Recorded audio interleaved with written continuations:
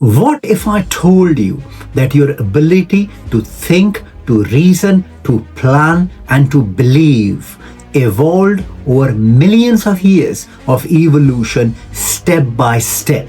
There was a time when thinking as we know it did not exist. No plans, no language, and no identity. And yet, everything we are today, our beliefs, our emotions, and our intelligence, emerged from those simple beginnings. This is not a mystery, not something that appeared fully formed. In the video today, we'll discuss how did thinking actually evolve. Watch the video till the end. If you are seeking clarity in the core concepts, fundamental principles, and basic beliefs of all religions, history, and philosophy, you have come to the right place. Welcome to my channel, History, Religion, and Philosophy Bite Size. Please don't forget to subscribe, like, and share. Human beings like to think we are special. We write books, build civilizations, explore space, and ask deep questions about meaning, purpose, and God. But what if I told you everything we call intelligence didn't appear suddenly? It evolved over billions of years. The framework I'm about to share is inspired by Max Bennett from his book, A Brief History of Intelligence, where he argues that human mind emerged through a series of key evolutionary breakthroughs. According to this model, there are 5 major breakthroughs that created the human mind, and now we may be standing at the edge of a 6th. In the rest of the video, I'll share these breakthroughs with you one by one. The 6th breakthrough might be the end of human civilization as we know it. Breakthrough number 1, steering or valence. Let's go back around 600 million years ago. Life was incredibly simple. No thinking, just reacting. But then something fundamental emerged. It was called valence. Valence is the ability to classify things as good or bad. This allowed early organisms to steer toward what helps survival and steer away from what harms. In modern brains, this system is largely handled by the amygdala and the hypothalamus. These regions process fear, reward, and basic survival signals. This is the origin of what scientists call goal-directed behavior. Even today, your decisions are still shaped by this ancient system. Breakthrough number 2. Now fast forward to 500 million years ago. Animals didn't just react anymore. They started to learn from experience. Scientists call this the model-free reinforcement learning. You don't understand the world, you just learn from outcomes. If something works, repeat it. If it fails, avoid it. This kind of learning that was developing in animals 500 million years ago is strongly linked to the basal ganglia, a part of human brain. This key brain system is responsible for habits, repetition, and reward-based learning. This is why behaviors become automatic and why habits are so hard to break. Breakthrough number 3. Then came a massive leap. Around 100 million years ago, brains developed the ability to simulate reality internally. Scientists call this mental stimulation or model-based learning. Instead of learning only from real-world mistakes, animals could now imagine before acting. What happens if I do this? This ability is linked to the expansion of a part of the brain called neocortex, especially the part called the prefrontal cortex. This part of the brain allows planning, decision-making, and prediction. And in humans, this cortex is highly granular, meaning it has a more complex layered structure compared to earlier, more primitive agranular regions. This reflects something deeper, the increasing sophistication of thought itself.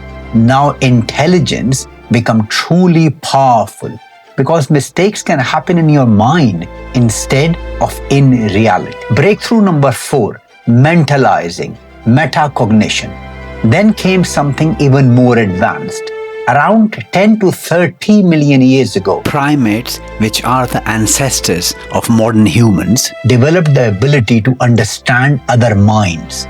This is known as the theory of mind, and more deeply and scientifically called metacognition, which is thinking about thinking. Now, you're not just aware of your own thoughts, you can model the thoughts of others. This ability is strongly associated with the areas of the brain called the medial prefrontal cortex and the temporoparietal junction. These regions allow you to ask, what is he thinking? What does she intend? At a more technical and tactical level.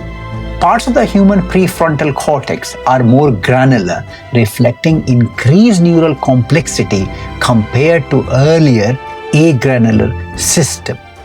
This mirrors a shift from simple reactions to abstract reasoning about minds. This is the foundation of social intelligence, cooperation, deception, and even morality. Human society is built on this ability as compared to our previous primate ancestors. Breakthrough number 5, language or symbolic thought. Then came the most transformative breakthrough of all. Around 100,000 years ago, language developed. But not just sounds, it was symbolic representation. The ability to use words to represent things that are not physically present. This changed everything. Before language, intelligence was trapped inside individual brains. Each individual had to learn everything alone. But with language, intelligence became shared. For the first time, one brain could pass knowledge to another. And not just directly, but across generations. You could learn things you never experienced, benefit from the mistakes of others, the discoveries of others, the ideas of people long gone. This is why we have a cumulative culture. And this is the real reason humans dominate this planet over other animals and even our own ancestors, the primates. It wasn't our strength, but our ability to accumulate knowledge over time. The language capacity in humans is linked to the Broca's area, a speech production area of brain, and the Wernicke's area, a language understanding area of the brain, and more broadly, the prefrontal cortex. Because language doesn't just express thought, it structures thought. Without language, our thoughts are limited to images, emotions, and immediate experiences. But with language, we can think in abstract terms and complex ideas. We start asking questions like, what is truth? What is justice? And what is good? These are not just thoughts, they are linguistic constructions. In essence, language was our real breakthrough. It didn't just improve communication, it transformed intelligence itself. Intelligence became cumulative and externalized. It now exists not just in the brain, but in books, traditions, and cultures.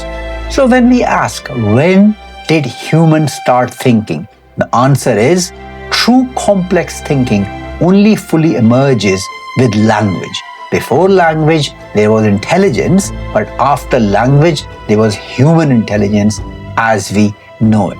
Language made intelligence cumulative. Artificial intelligence, however, may make it exponential. And here we come to breakthrough number 6. Now we come to the most important question. What comes next? For the first time in history, intelligence may no longer be limited by biology. Artificial intelligence, unlike the human brain, is not constrained by neurons. It is not limited biologically. It can scale and replicate. This represents a shift from biological intelligence to synthetic intelligence. This leads to a deeper question. What is intelligence for? For billions of years, evolution optimized for survival. But now we can design intelligence. So the question becomes, what should it value? Truth? Survival? Power? Happiness? This is no longer evolution. This is choice. We like to think we are the peak of evolution, but history suggests otherwise. every dominant species eventually disappears. Dinosaurs ruled the earth, now they are fossils. So what about us? What if we are not the final stage, but just a transition? The history of intelligence didn't end with us. It began long before us, and it will continue long after we are gone. I will love to hear your comments and questions in the comment section.